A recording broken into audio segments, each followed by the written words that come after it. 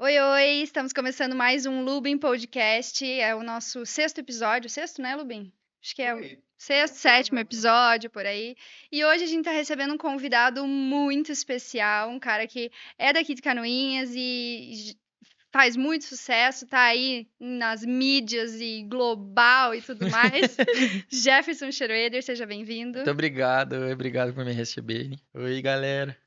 A gente estudou juntos, né, Jefferson? Aí um bom tempo. Agora acho que faz o quê? Uns 20 anos que eu não te via, né? Quer dizer, eu te vejo, né? Te acompanho, porque suas redes sociais sempre bombando.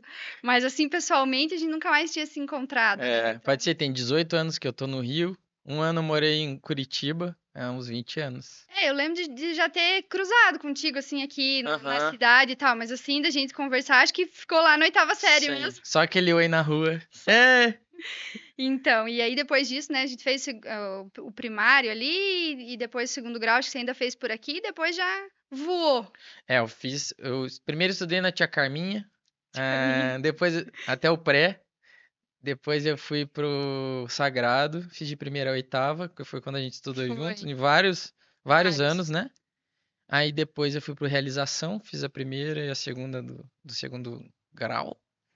E aí fui fazer o terceirão em Curitiba e depois eu fui pro Rio e tô lá desde então. Eu lembro de você comentar nas aulas já lá. Não sei se você lembra das aulas da professora Clecéria Baluta. Não sei se a Hum, professora Clecéria estiver ouvindo aí. É, ela fazia muitas aulas de redação para treinar a gente pro vestibular e tal.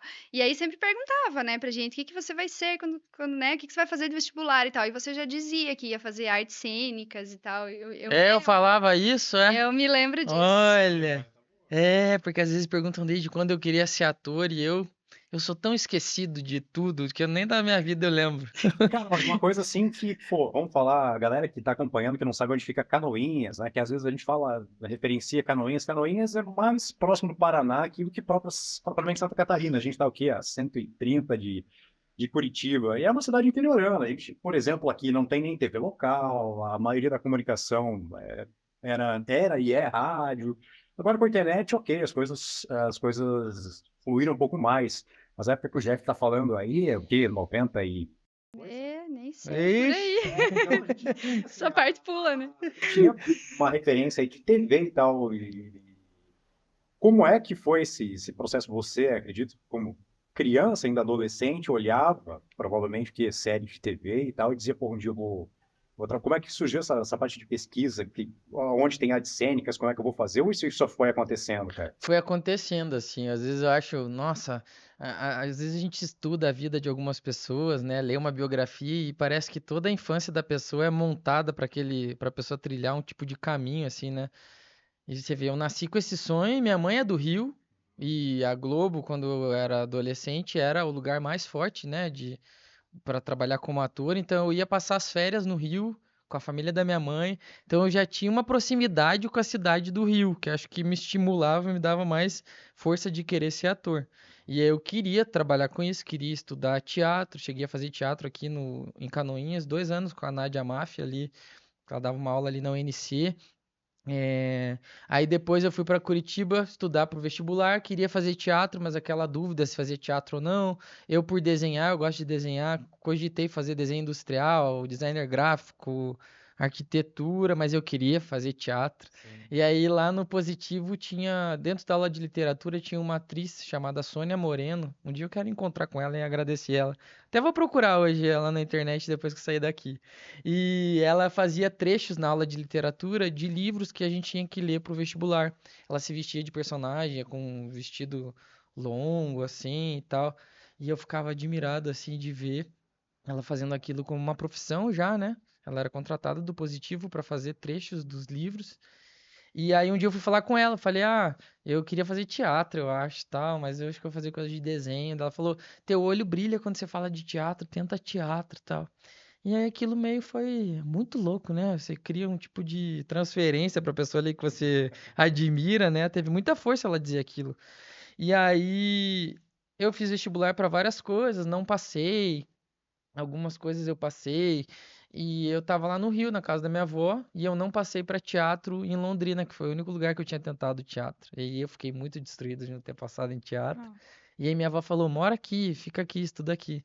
E, não por acaso, sei lá, quando eu peguei o avião pra chegar lá, pra saber do resultado dos vestibulares, que eu tava de férias, eu vi numa revista do avião um ator da Globo dizendo que tinha estudado na CAL, na Casa das Artes de Laranjeiras, lá no Rio, e que eram os melhores cursos de teatro do Brasil. E eu botei na minha cabeça que eu ia estudar lá, só porque eu li o cara dizendo aquilo na entrevista. Realmente foi. E aí eu fui estudar lá, é o curso que formou o Porchat, o Paulo porque Gustavo. você não entende que antigamente os influencers eram na E exatamente. E aquilo, tipo, eu peguei aquilo, botei na minha cabeça pra que, você ver. que eu ia estudar lá. Mas eu acho que muito é muito dom, né, Jefferson? Porque eu te chamo de Jefferson, porque já vem, né, de antes. Sempre foi Jefferson pra mim. Não é Jeff, é Jefferson.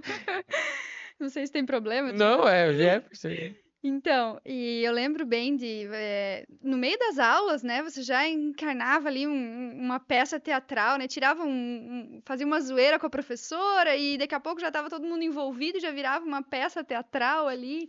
Sempre foi assim. Eu lembro muito, vários episódios assim, eu tenho na minha lembrança de você fazendo a gente dar risada.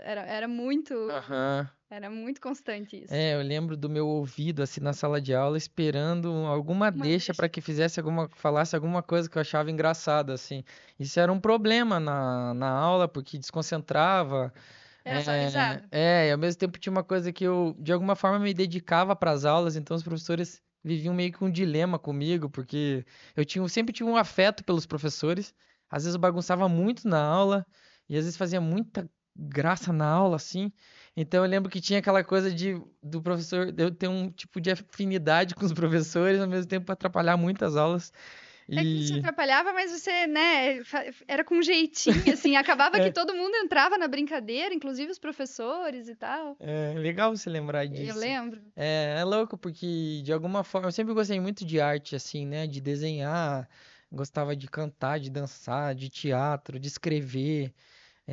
Até nas aulas de redação, gostava quando tinha Hum. redação livre, meio que tinha uma frase que tinha que encaixar na redação, eram as coisas que eu mais gostava assim.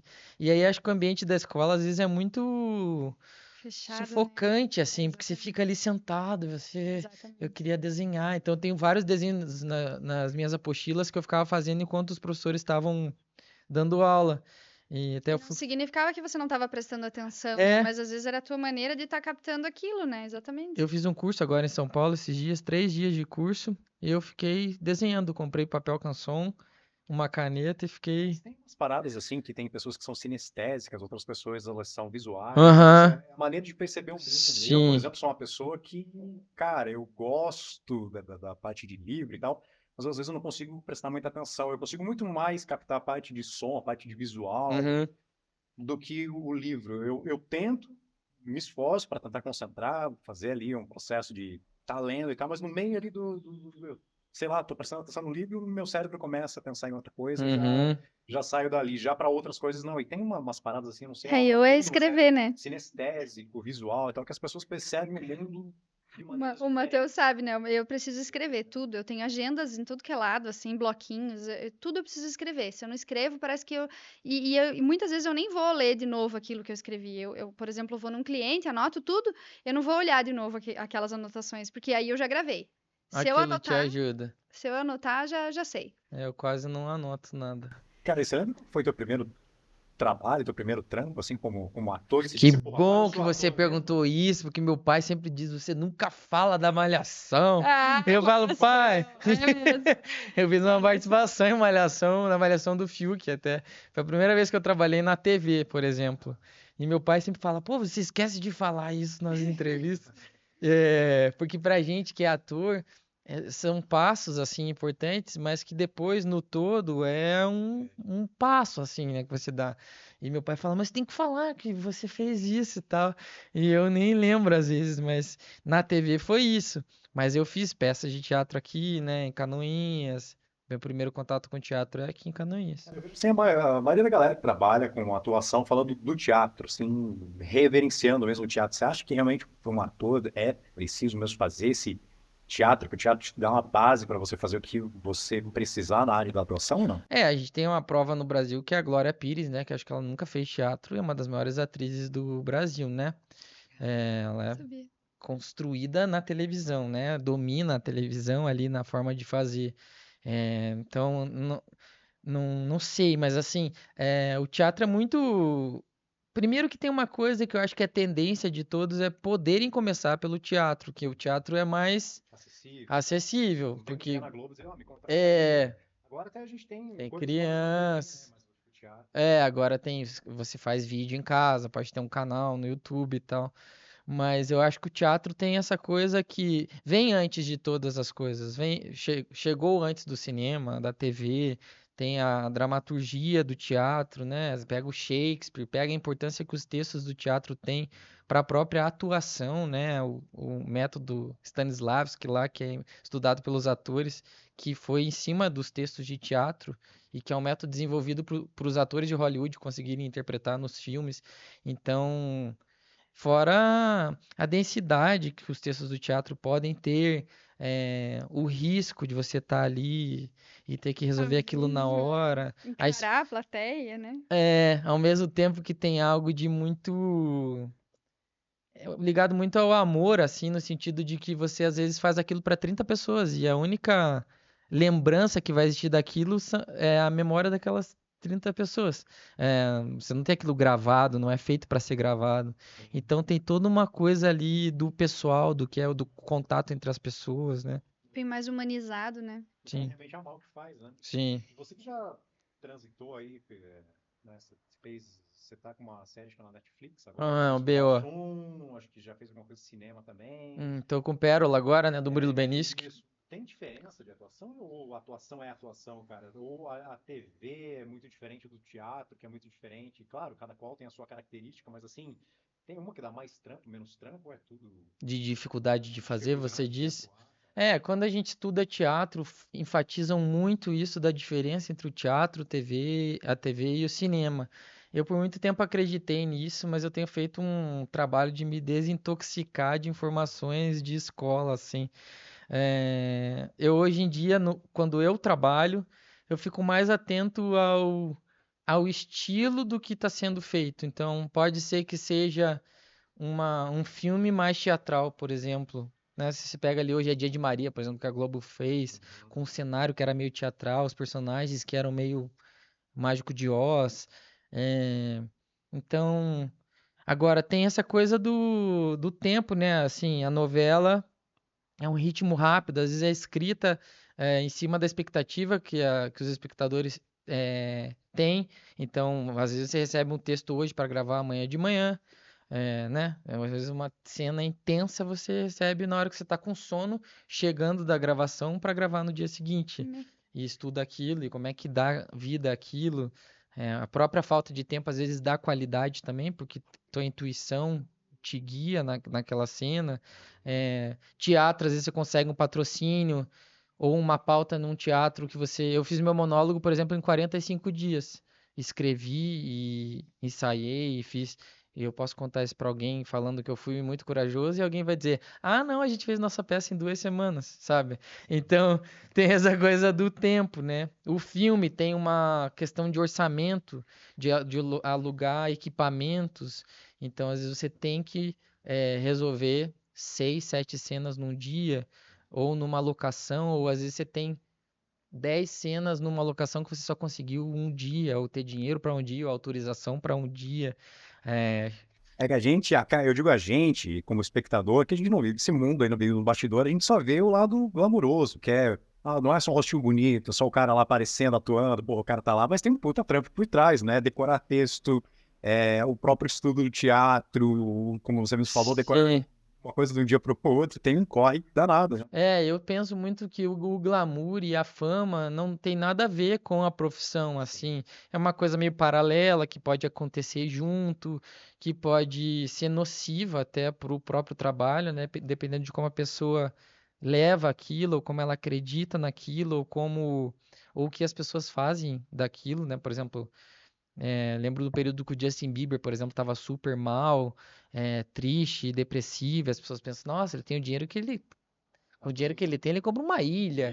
E você pensa, mas você gostaria de, tipo, morar sozinho numa ilha? Então. Tipo, e ter que ir para uma ilha morar sozinho porque você não pode ir no mercado, você não pode errar porque você tem 15 anos. É, enfim. E você já tá nesse nível assim, Jeff? Já sai na rua e te chamam e já, É, né? Super reconhecido já. o que eu sinto de ser reconhecido é que você nunca tem noção de quem te conhece ou de quantas pessoas te conhecem. Eu não sei quantas pessoas me conhecem no mundo, no meu trabalho.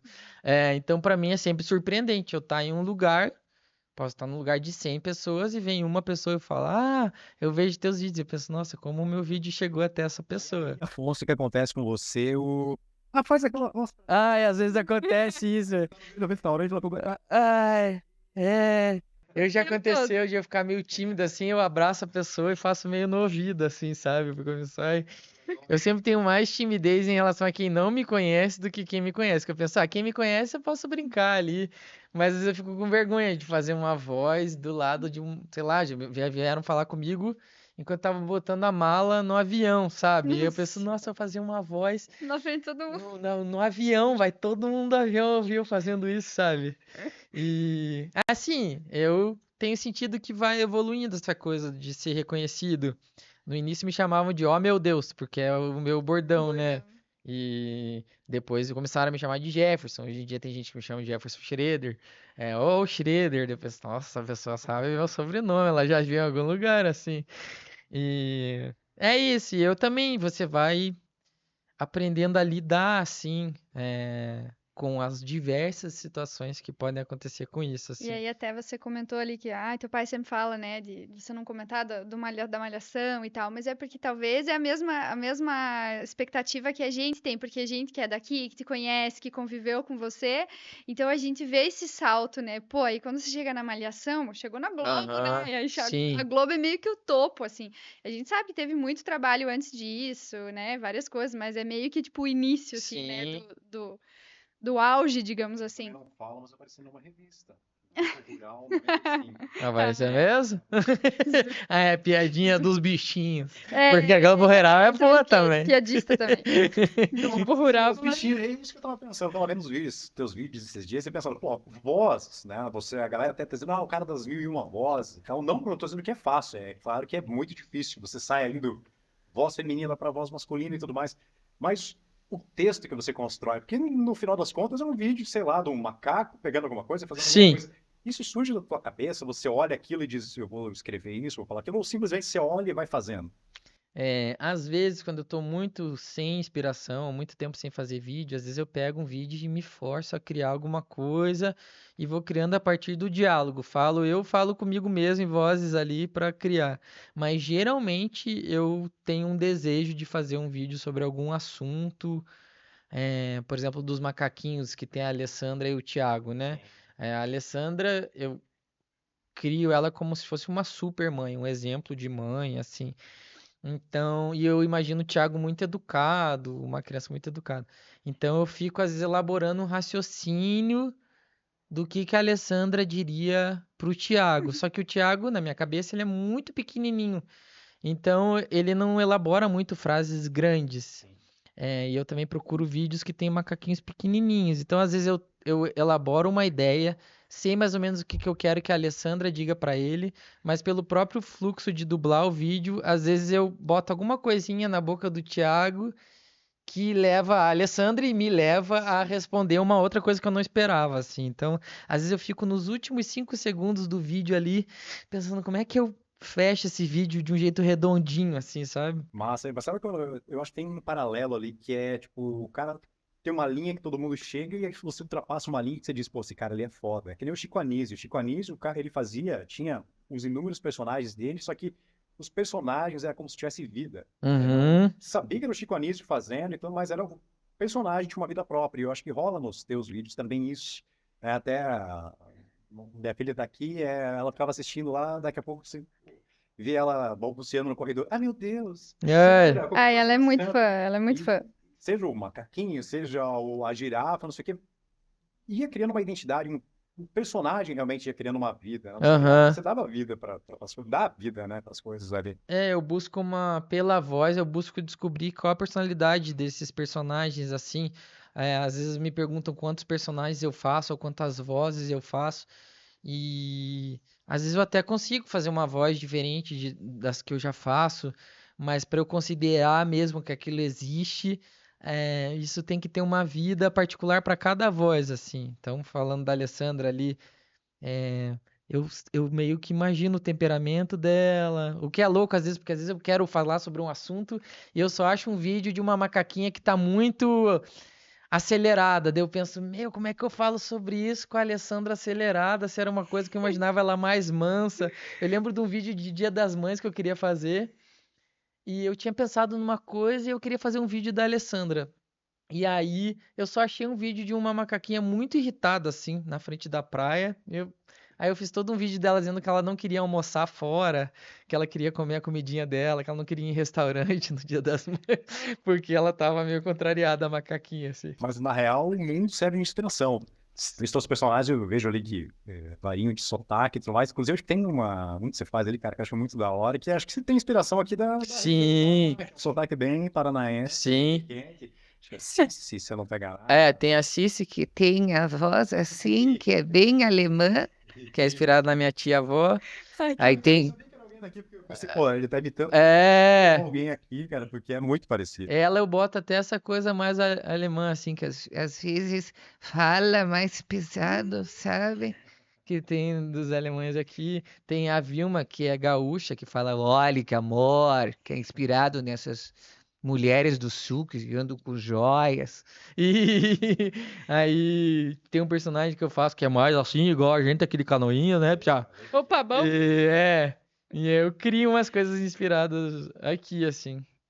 Muito legal. A nossa filha, a Cecília, é muito tua fã, assim. Volta e meia, ela ainda não tem, né, celular próprio e tal, então ela tá toda hora pedindo pra gente. Tem vídeo da Sandra, mãe, tem vídeo da Sandra. Ela é fã dos vídeos da Sandra. Eu recebo Se mata de dar mensagem. risada. Eu comecei até a fazer mais das pessoas caindo, porque eu vi nos comentários muita gente dizendo que mostra pros filhos, que as crianças gostam de ver.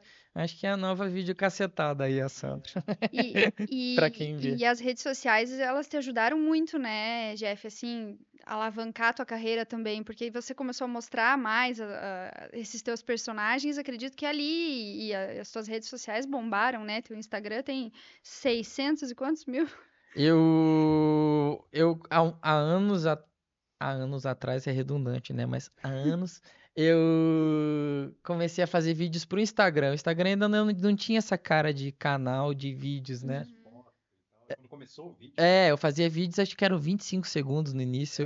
Era bem curtinho. Eu lembro que eu comecei a fazer tanto vídeo de 25 segundos que tinha vezes que eu fazia uma improvisação e quando eu terminava tinha 25 segundos, assim, minha cabeça foi se organizando para aquilo, depois foi aumentando, agora pode ter até 10 minutos, né?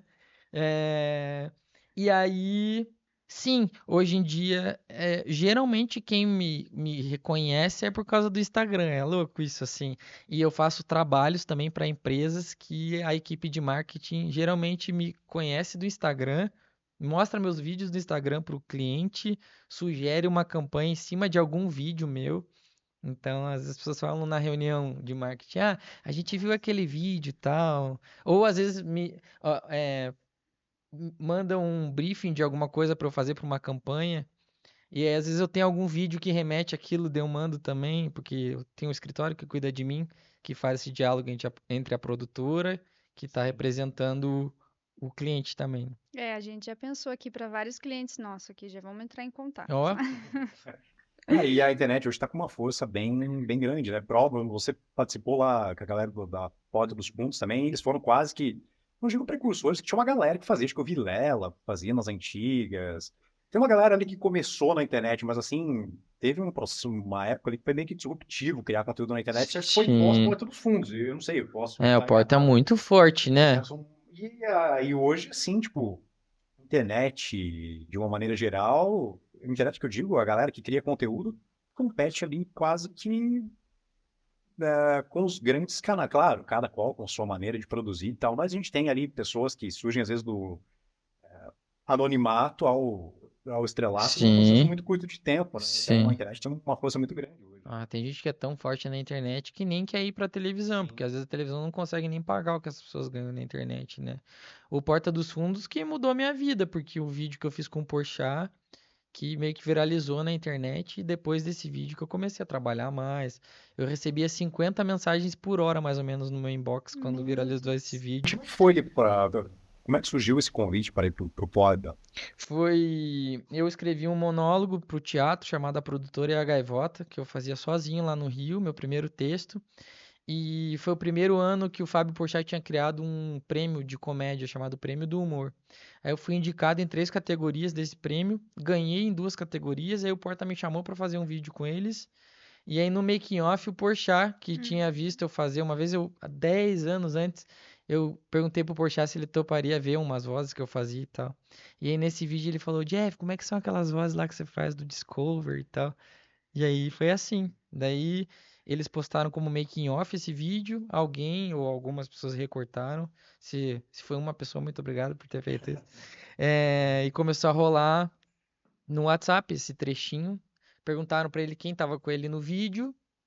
E aí ele postou esse vídeo e me marcou. E aí, meu, a Xuxa Bombou. comentou, Fafá de Belém, Ah, Padre que Fábio de legal. Mello, aí minha vida mudou.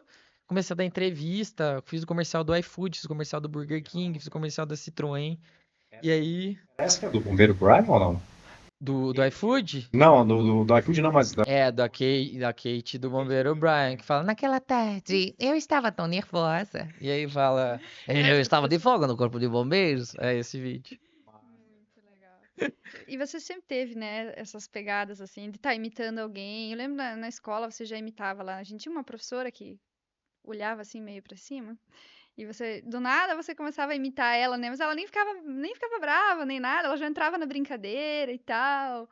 E ia indo ali. Tava sempre imitando, né? Ou uma voz, uma pessoa, um estilo. E As pessoas começaram a me perguntar desde quando eu fazia isso e eu tive que me lembrar de mim, assim, porque acho que eu você sempre fez. sempre tive uma admiração, assim. Tava lembrando essa semana que eu gostava de ver como que a mulher que trabalhava na biblioteca da UNC falava.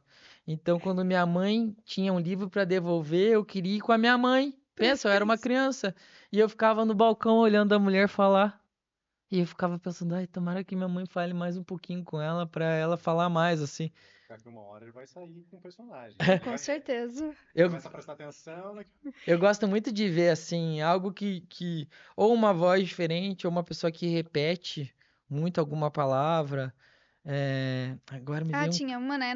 Tinha uma professora nossa que falava né o tempo todo. Aí você já imitava ela também, não sei se você A lembra. Bernadette? É, a Bernadette falava, né, E ele né. imitava assim na frente dela. Na Ah, frente delas. Pensa que elas ficavam bravas, tipo, ai, tá me zoando, né? Não, aham. era Ela geral. falava, né, tá, gente, né. Aham. Eu Muito gosto legal. disso. Daí eu fico, às vezes, contando, esperando a pessoa vai falar, vai falar. E a pessoa, quando tem um vício de linguagem, alguma coisa assim, ela não, às vezes ela não Não faz. percebe, não E às vezes percebe. ela não faz também. Daí você fica, ai, tá 5 minutos falando, não fez? Poxa, fala mais um pouquinho. Normalmente o que caracteriza o personagem também é essa repetição ali do Eu gosto muito disso. que marca. Tanto que eu criei uma personagem, a Catarina, por exemplo. Eu peguei um filtro do Snapchat com uma amiga minha, a Renata Gaspar também, que faz personagem. E a gente ficou tentando mexer na nossa voz pra caber naquela cara ali. E aí eu criei uma voz que fala um pouco assim. E aí, tudo pra Catarina, eu inventei que ela fala muito divertido. Foi muito divertido. E eu, sozinho, eu morro de rir disso porque eu acho tão idiota, tipo, eu ter criado isso, porque o que que tem de mais em alguém que fala isso, sabe? Mas pra mim a graça.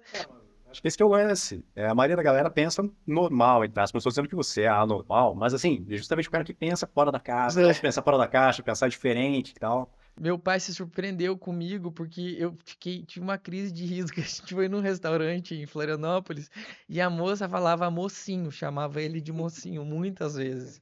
E eu achei muito engraçado. E aí, quando ela falou comigo, ela falou menos mocinho, mas eu fiquei tipo assim, sei lá, 2 horas depois ainda tava rindo e o pai, não, já você ainda tá rindo disso. Eu falei, pai, é muito engraçado ela te chamar de mocinho. E eu contando aqui, não é nada, mas assim, eu achei muito engraçado. Então, tipo, pra mim, daí eu com certeza, se eu pudesse ir de novo naquele restaurante, Só pra ver. eu ia querer que meu pai conversasse um pouco mais com ela, assim, só pra eu ouvir ela falando mocinho várias vezes, sabe?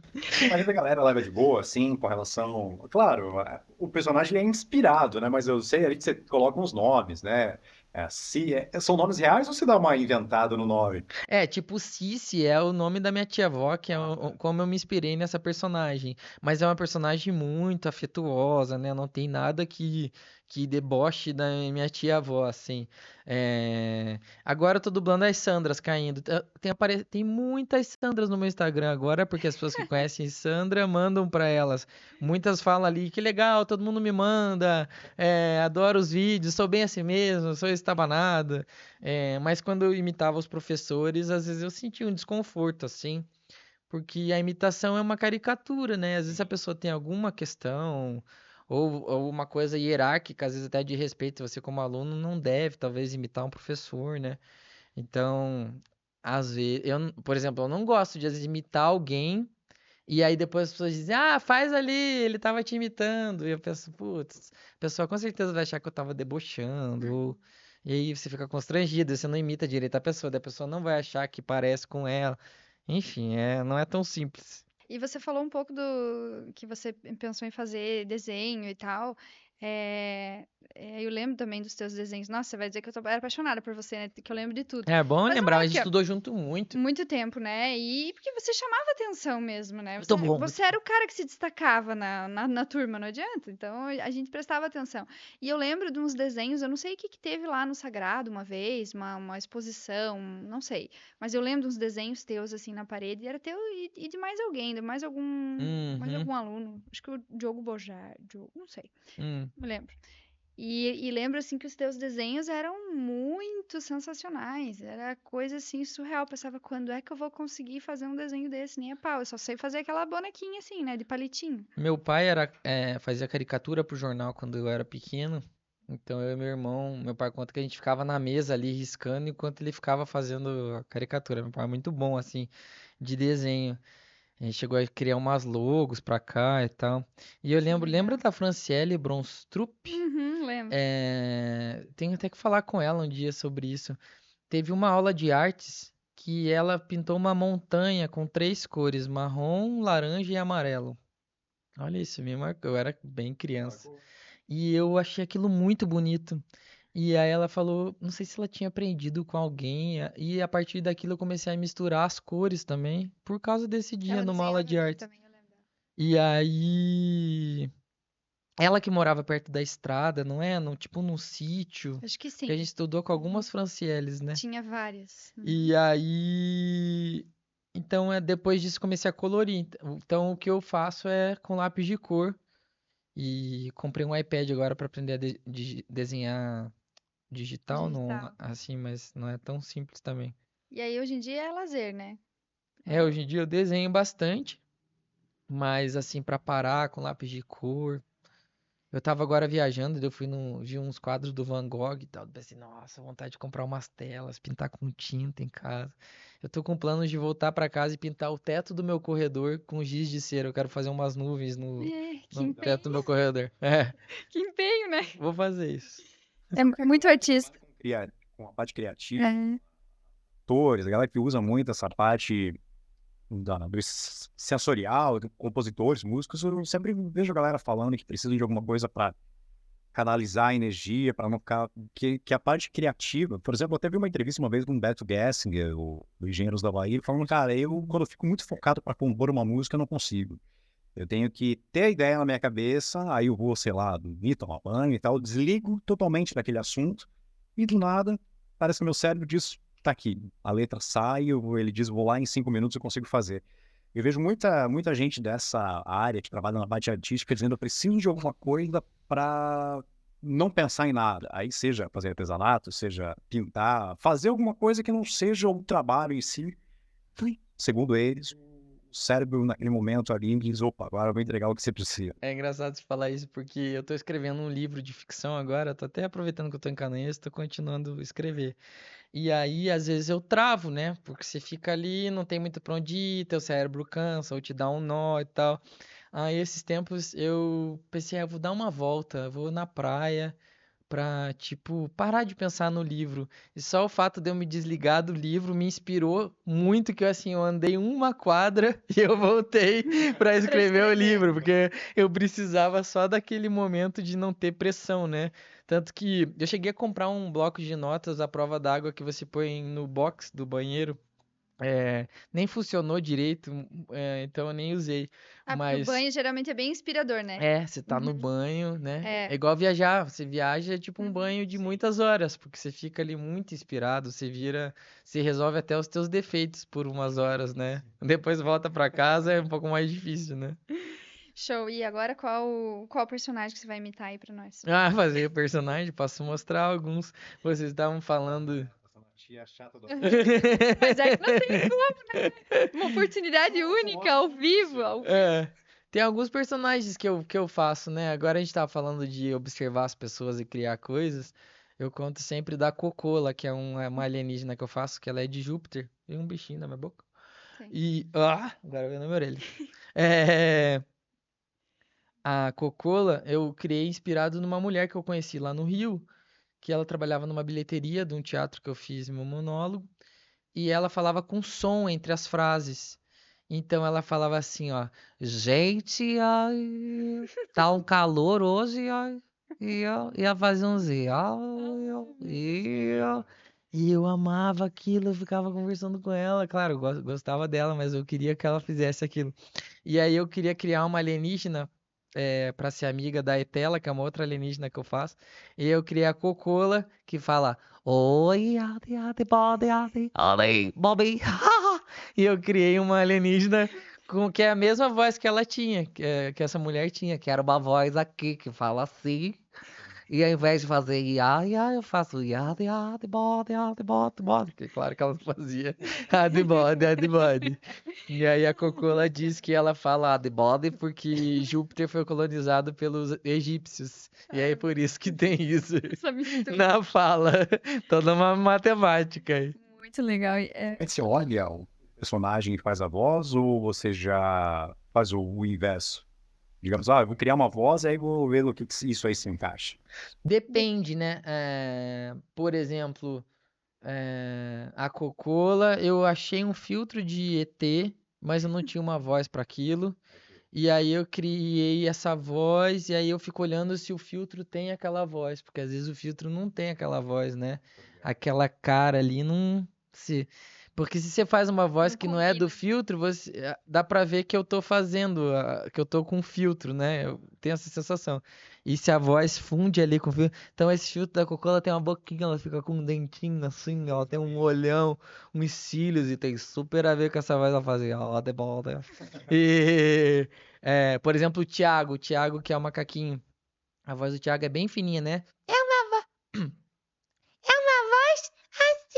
É bem fininha. Então eu tenho que pegar uns vídeos, às vezes, que o macaquinho ainda não tem um olhar muito de malícia, ele já ainda não seja um macaco garotinho ainda. Então tem que ser sempre um olharzinho de macaquinho assim. E aí você mesmo que faz essas pesquisas, ficar buscando esses vídeos, porque são vídeos prontos, né? São vídeos que já No existem Instagram e é você tipo só um coloca. zoológico. Tem pastas de animais, as pessoas me mandam. Hum.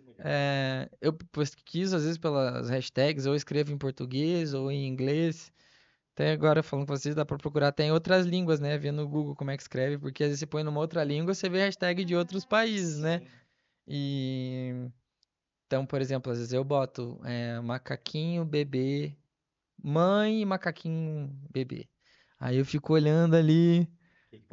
Aí eu vou no YouTube às vezes o YouTube derruba, o Instagram derruba por causa de direitos autorais.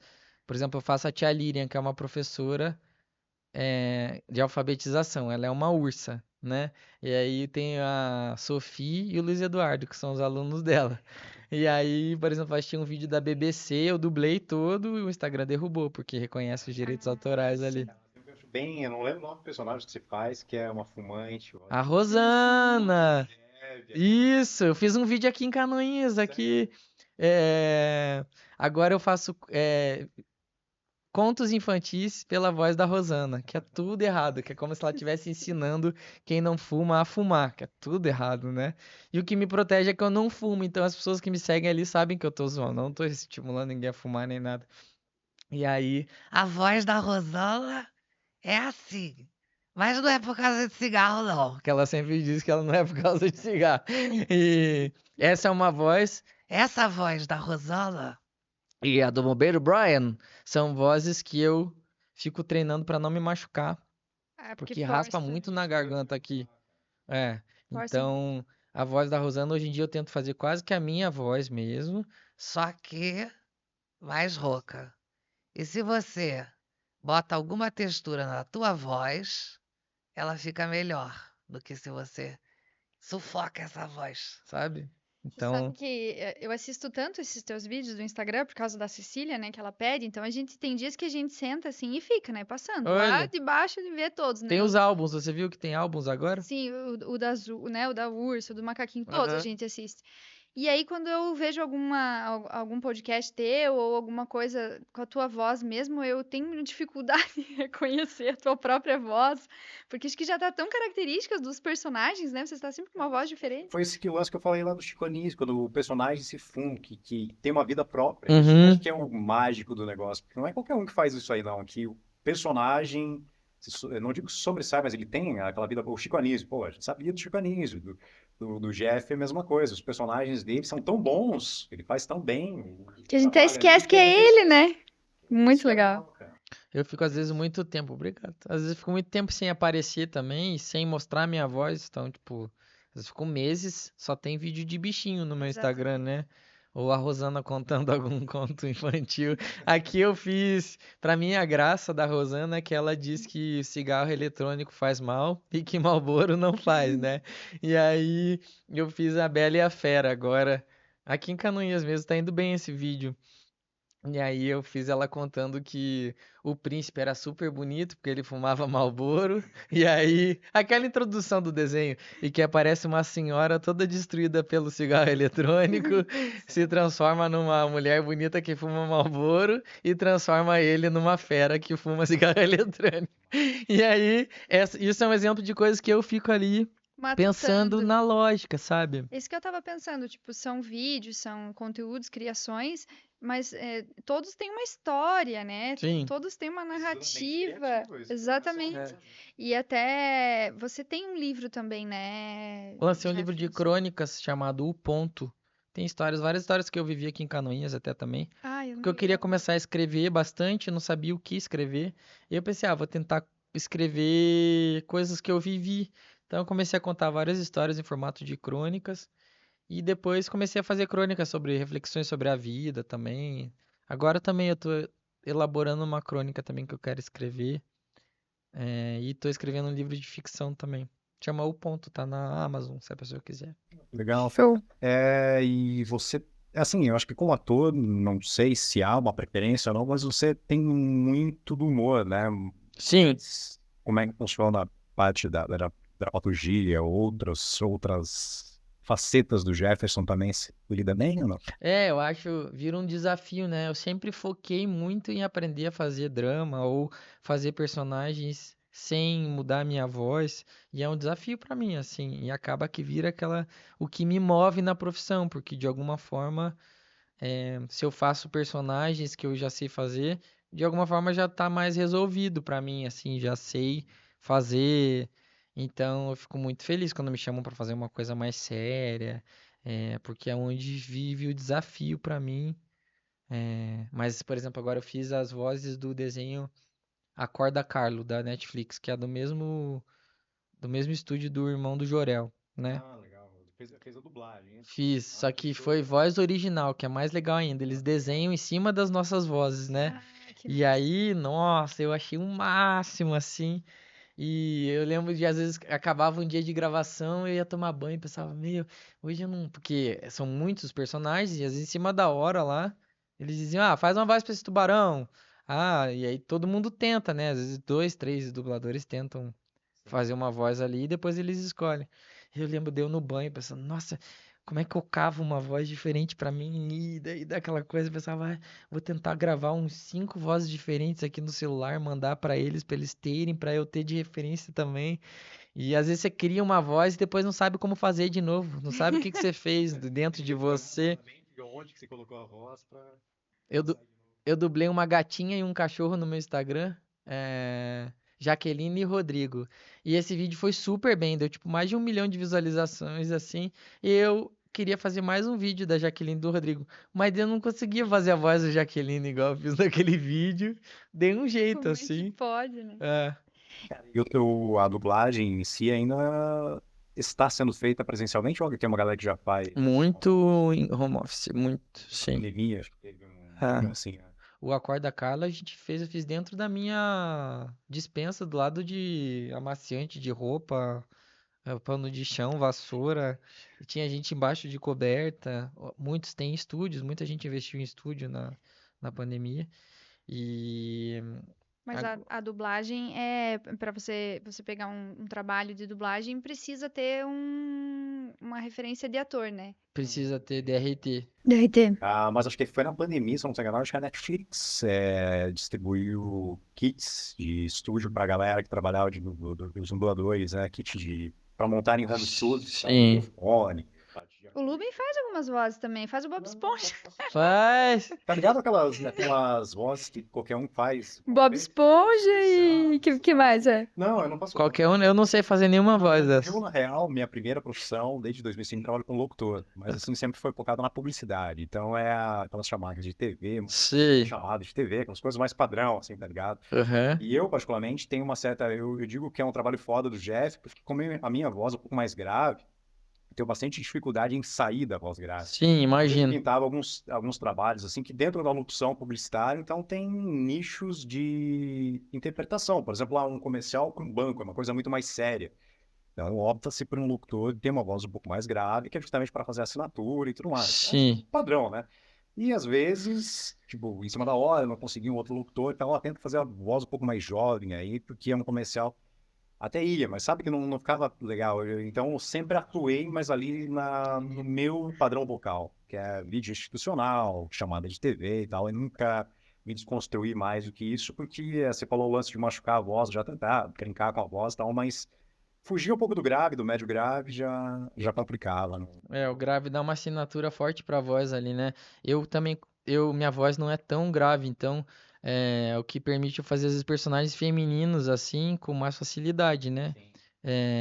E tipo o Bombeiro Brian, que tem a voz bem grave, eu também tive que descobrir esse grave que vibra sem machucar também, porque tua voz é grave, e você ficar fazendo isso aqui, tem que cuidar pra não raspar aqui, né?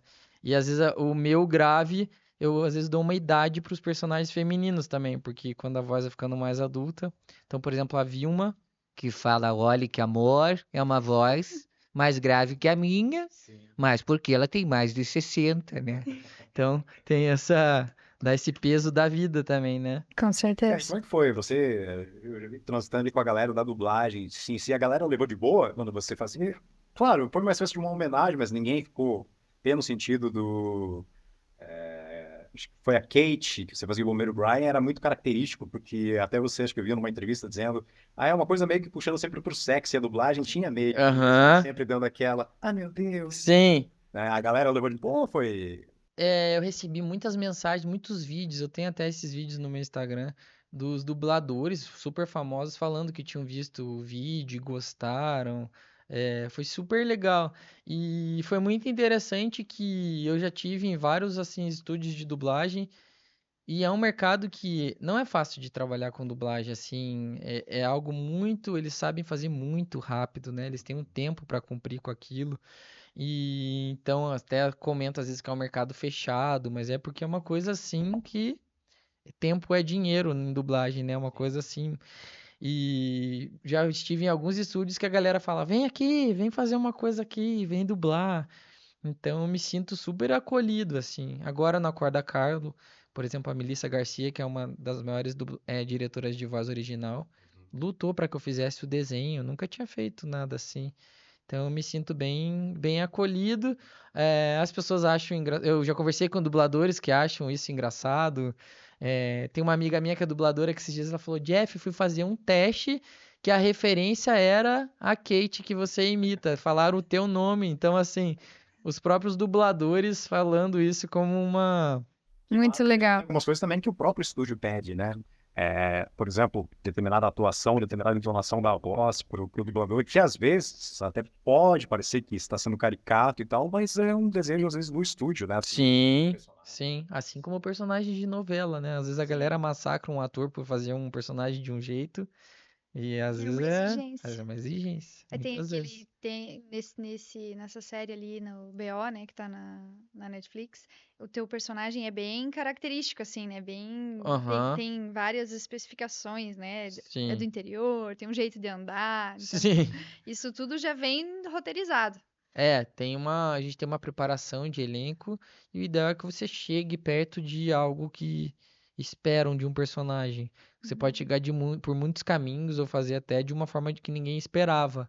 Mas, por exemplo, se meu personagem ele é ingênuo, ele é do interior, ele é meio bobo, ele é meio entrão às vezes, meio sem noção. Então você fica ali esquentando dentro de você que tipo de pessoa que faria Que todas bem. aquelas coisas, né? Até o trabalho rola muito teste ou não? Por exemplo, a Netflix está montando um elenco para a série, né? Uhum. Tem uma galera concorrendo contigo, ou já vem meio que o pessoal já chama, ó, vamos pegar o Jeff, que já conhece teu trampo, como é que funciona esse... Isso varia muito de trabalho para trabalho, assim. É sempre muito lindo quando alguém te convida sem teste, porque você pensa, nossa, confiaram de eu fazer esse personagem sem fazer teste. Ao mesmo tempo que o teste, às vezes, eu gosto muito de fazer teste em casa, porque hoje em dia você faz no teu celular, manda e eles avaliam, você não precisa ir fazer. Eu sou meio tímido, né? Então, assim, às vezes eu me sinto mais à vontade de fazer o teste em casa, sozinho, do que ter, sei lá, 5 pessoas me olhando para uma coisa que eu nunca fiz, que eu não sei se está no melhor caminho. É, Então, no caso da Netflix, para dar um exemplo, porque cada coisa é diferente. Quando eu fiz do Minha Mãe uma peça do Paulo Gustavo, me convidaram, eu fui lá gravar e fiz. O BO me chamaram para fazer teste para 2 personagens. Aí passou um tempão, tipo, sei lá, 2 meses. Lembro que demorou, assim, que daí você fica pensando, será que perdi esse trabalho? É. E aí, quando eles apareceram, eu pensei, não decidiram ainda quem vai fazer. E aí eles mandaram uma cena específica, que eu não tinha lido ainda, de um desses 2 personagens. Que aí foi quando acho que eles decidiram que eu faria esse personagem, o outro ator faria o outro. E depois eu soube pelos roteiristas que eles já tinham pensado que eu poderia fazer, porque esse personagem faz umas vozes às vezes. Daí você pensa, nossa, que incrível, tipo, uma galera que eu nem conhecia, que tava na sala de roteiro cogitando de eu fazer, e sem saber se eu poderia fazer também, né? Por questão de agenda, ou enfim. Cara, mas acho que esse que é o lance mágico desse tipo de trabalho que você faz, que tem uma galera que te conhece, uma galera que sabe quem você é, mas, obviamente, você, né, acaba não conhecendo as pessoas, até porque tem, né, a tua rotina de trabalho e tal. Eu acho que até no começo que eu brinquei, é meio importuno, não sei o quê, mas é a maneira de demonstrar carinho também para o teu trabalho, né? Se o cara te conhece, o cara te fala, Total. é porque o cara tá curtindo o teu trabalho. Total. Tem essa. Você entender como um afeto, né? Do que as pessoas te abordam, cada uma de um jeito. As pessoas tremem, às vezes, para fazer foto, porque a pessoa vem até você e não sabe se você vai tratar mal, se você. Se tá te incomodando, né? Igual você, sei lá, e dar em cima de alguém numa festa, né? Você fica. Né? Você não conhece aquela pessoa, né? E você falou ali em timidez e tal, como é que foi? Você já, né, foi pro Rachum, né, nessa Sim. peça, com uma galera aí, os globais e tal. Dá um friozinho na barriga, qual é a sensação de estar atuando com essa galera que já tá no tempão no mercado? Eu me sinto mais, assim, mais seguro quando é uma galera mais conhecida, assim, porque você sabe que essas pessoas trabalham há muito tempo, né? Então, assim, o próprio estar com essas pessoas, assim, gera uma atmosfera muito profissional, assim, né? Então, você tem um cuidado, né? Eu tenho um cuidado na forma de lidar. Como eu trabalho com isso, Eu busco ter uma postura horizontal ali, sem me sentir menor, nem botar a pessoa muito acima. É, então, de estar junto ali, desenvolvendo um jeito que, se você humaniza aquele profissional, é bom pra pessoa também, né? Porque a pessoa fica mais humana ali no meio das pessoas, né? Então, tipo, eu tô ali com o Hassum, eu fiquei encantado com o jeito do Hassum, assim, o jeito dele lidar com a gente, de cuidar da gente. Então, você tem um respeito, sabe que a pessoa ali tem muitas cenas naquele dia, tem o camarim dele, você conversa, mas ao mesmo tempo, assim, toda uma admiração de você estar junto com a pessoa ali. Eu fico mais inseguro.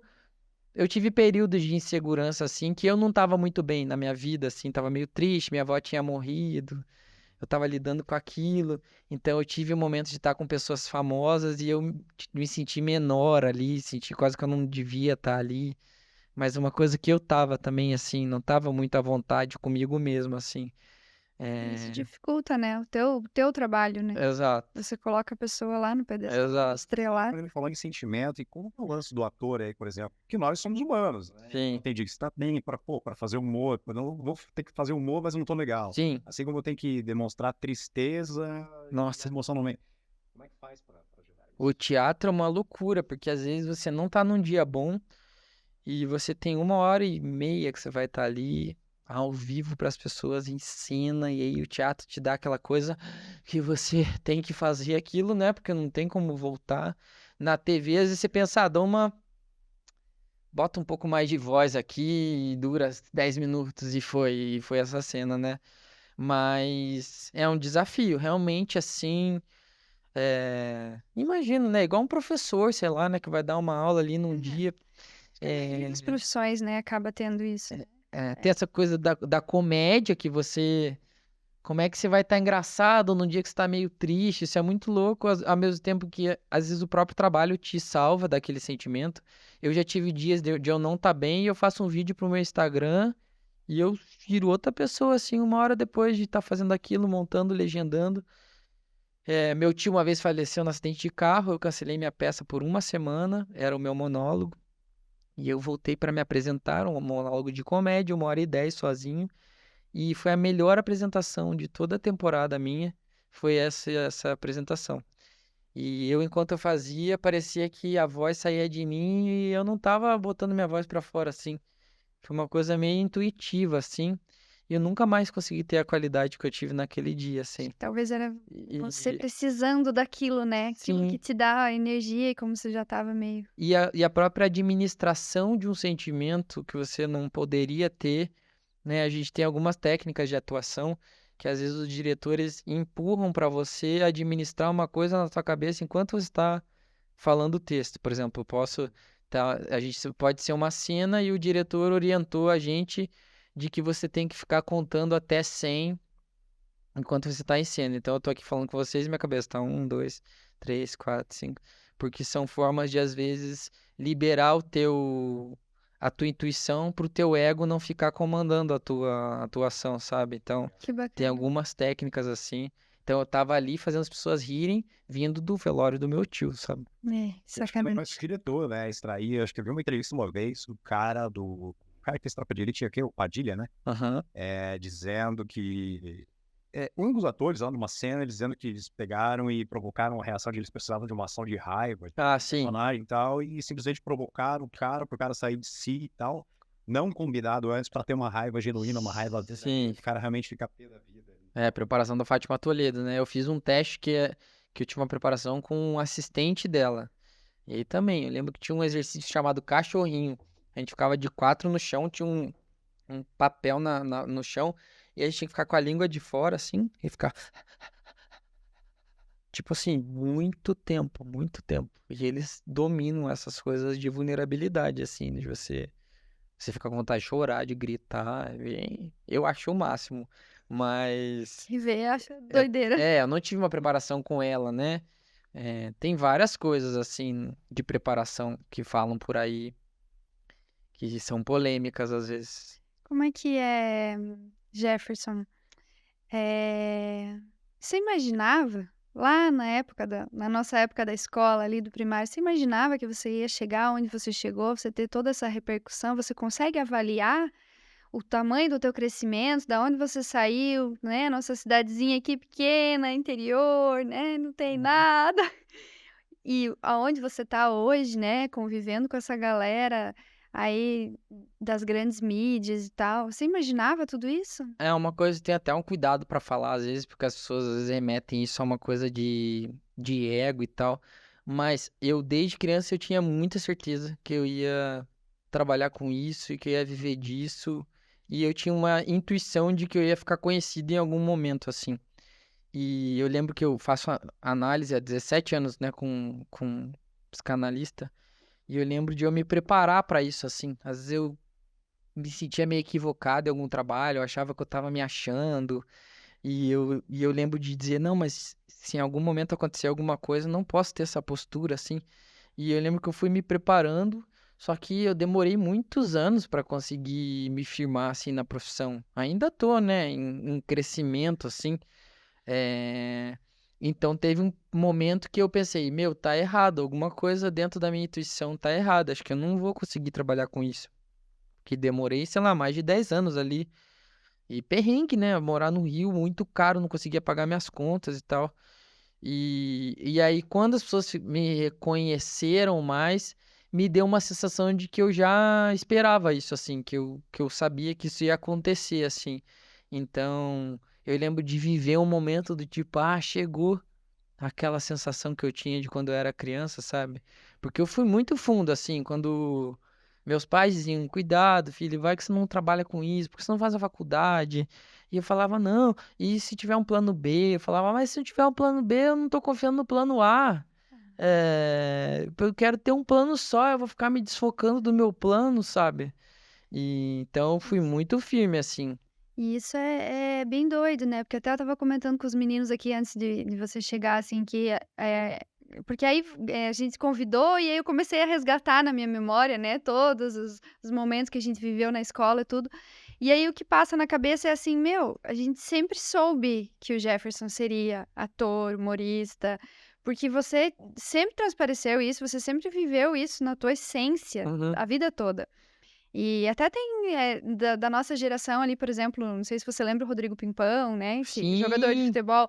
É o mesmo exemplo. A gente olhava pra ele e sabia que ele ia ser jogador de sim. futebol. Porque o cara já era. Ele É. já era. Só faltava se profissionalizar, ser reconhecido. E eu acho que você é a mesma coisa. E eu acredito que isso tudo é muito o dom da pessoa também, né?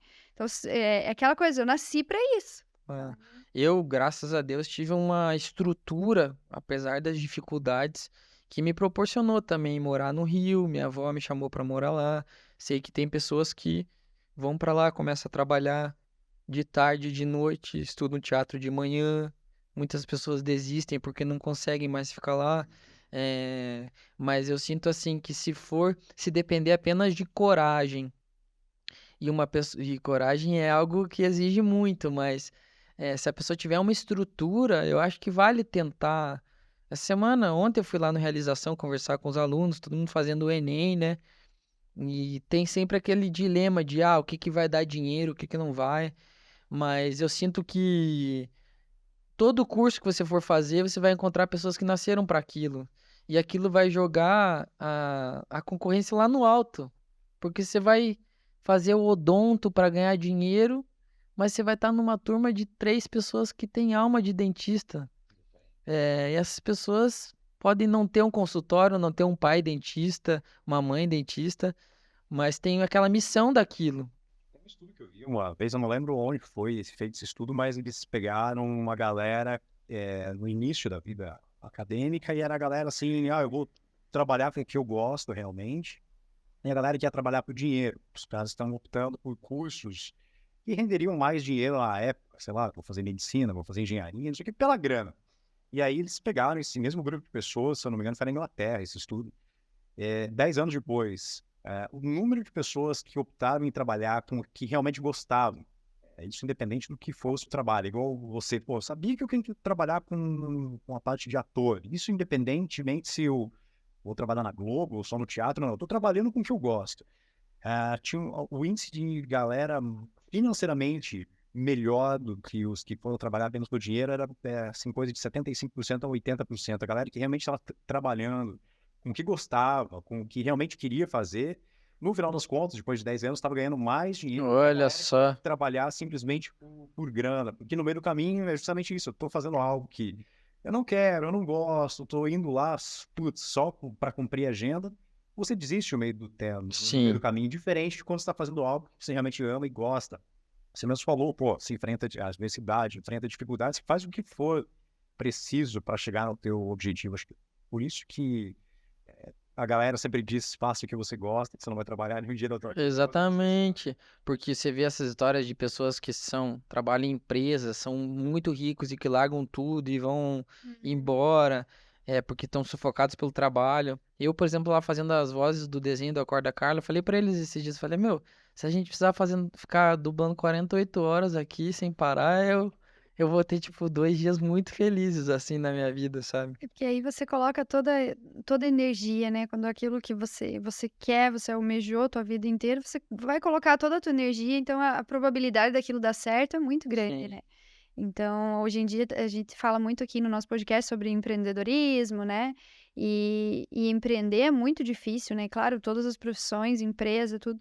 Então, se você não estiver empreendendo, se você não estiver fazendo uma coisa que você gosta, a chance de você desistir é muito grande, porque tem cada perrengue que você enfrenta Sim, no meio do caminho, sim. que você pensa, né? A gente adora o que a gente faz, assim, aí vem uma bomba.